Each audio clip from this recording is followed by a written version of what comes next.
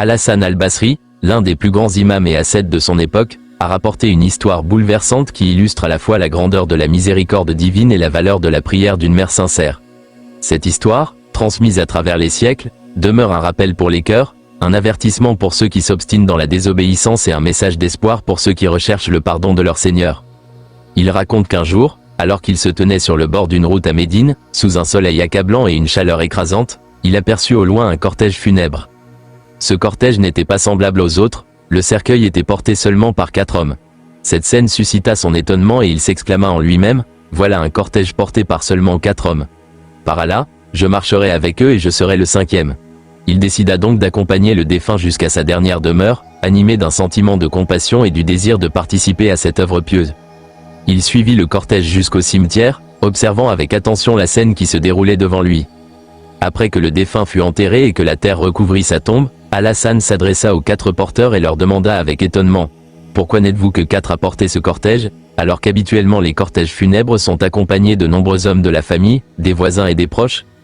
Les hommes, visiblement étonnés de sa question, lui répondirent, « Par Allah, nous n'avons aucun lien avec ce défunt. Nous ne le connaissions pas.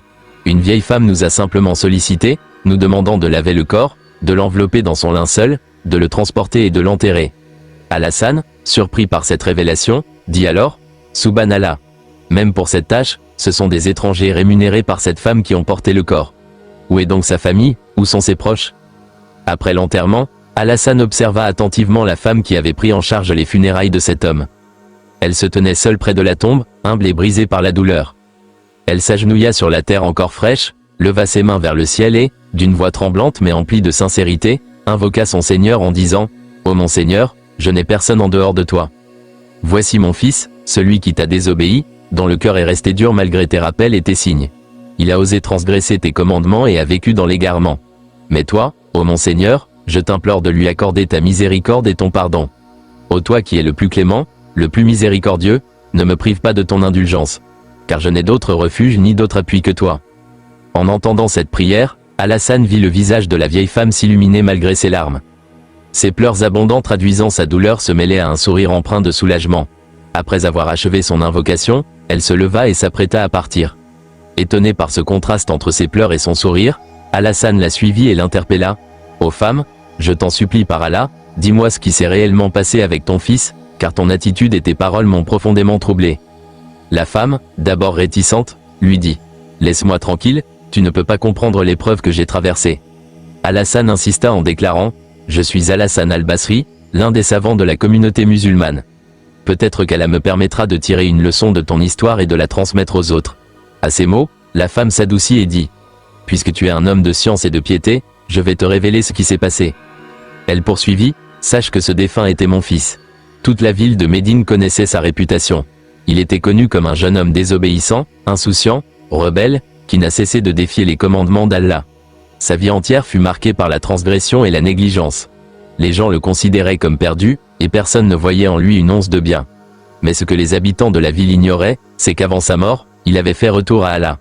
Il s'était repenti sincèrement. » Elle ajouta, la voix serrée par l'émotion, « Au début, lorsque je voyais mon fils persister dans l'égarement, je le maudissais dans mes prières, consumé par la colère et la déception. Mais ensuite, je me suis tourné entièrement vers Allah et j'ai supplié nuit après nuit, « Ô mon Seigneur, toi qui es le maître des cœurs, guide ce fils rebelle et ramène-le vers toi.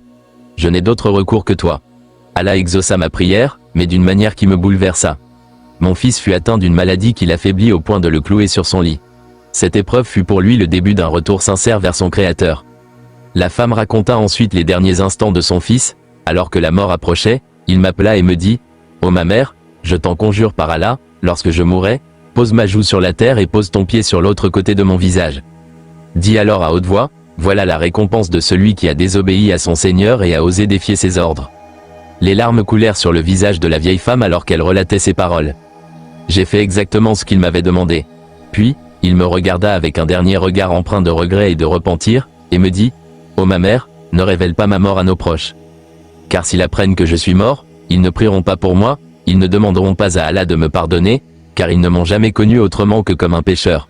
Engage 4 hommes étrangers pour m'enterrer, et une fois que cela sera fait, reste auprès de ma tombe 1 heure et attends un signe de la part d'Allah. » La femme reprit son récit. Après l'avoir enterré, Je restais auprès de sa tombe comme il me l'avait demandé. Je pleurais et je répétais, « Ô mon Seigneur, je n'ai personne d'autre que toi. » À ce moment, par Allah, j'entendis une voix sortir de la tombe.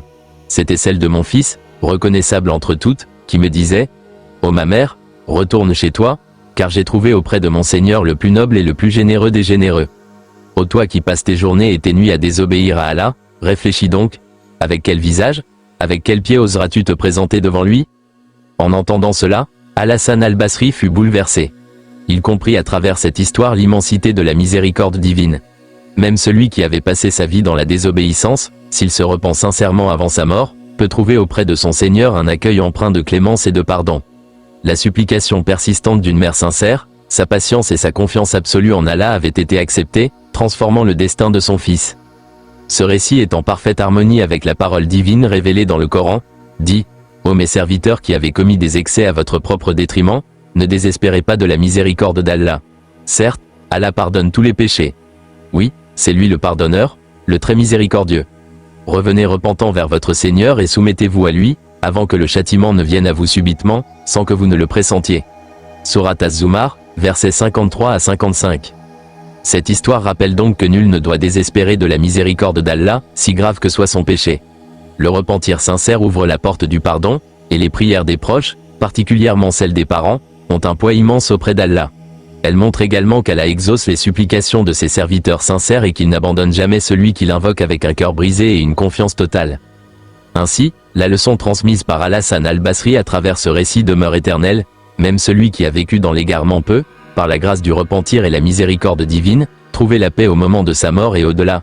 Quant à ceux qui persistent dans leurs péchés sans se repentir, qu'ils prennent garde, car nul ne sait quand viendra la fin, et il n'est pas donné à tous de mourir dans le repentir. Cette histoire est un appel vibrant à revenir vers Allah, à multiplier les prières, à rechercher son pardon avant qu'il ne soit trop tard, et à ne jamais sous-estimer la puissance de l'invocation d'une mère pour son enfant. Qu'Allah nous accorde la sincérité dans nos repentirs et nous fasse mourir dans un état de foi et de soumission.